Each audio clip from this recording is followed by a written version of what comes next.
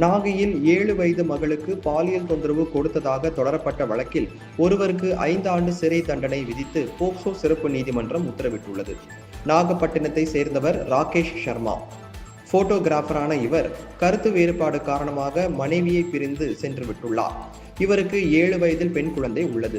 ராகேஷ் சர்மா தனது தாய் மகளுடன் வசித்து வந்தார். இந்நிலையில் ராகேஷ் சர்மா அவரது குழந்தைக்கு பாலியல் தொல்லை கொடுப்பதாக அவரது உறவுக்கார பெண் ஒருவர் நாகை குழந்தைகள் பாதுகாப்பு குழுமத்துக்கு தகவல் தெரிவித்தார். இது குறித்து குழந்தைகள் பாதுகாப்பு குழும அதிகாரிகள் மேற்கொண்ட விசாரணையில் ராகேஷ் சர்மா தனது மகளுக்கு பாலியல் தொல்லை கொடுத்தது தெரிய வந்தது. இது தொடர்பாக நாகை அனைத்து மகளிர் காவல் நிலைய போலீசார் போக்சோ பிரிவின் கீழ் கடந்த 2023ஆம் ஆண்டு செப்டம்பர் மாதம் 14ஆம் தேதி வழக்கு பதிவு செய்து ராகேஷ் சர்மாவை கைது செய்தனர்.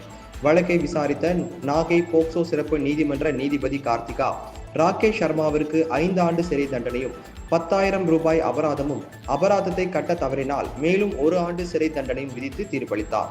மேலும் பாதிக்கப்பட்ட சிறுமிக்கு 2 லட்சம் ரூபாய் இழப்பீடு வழங்கவும் நாகை மாவட்ட ஆட்சியருக்கு உத்தரவிட்டார்.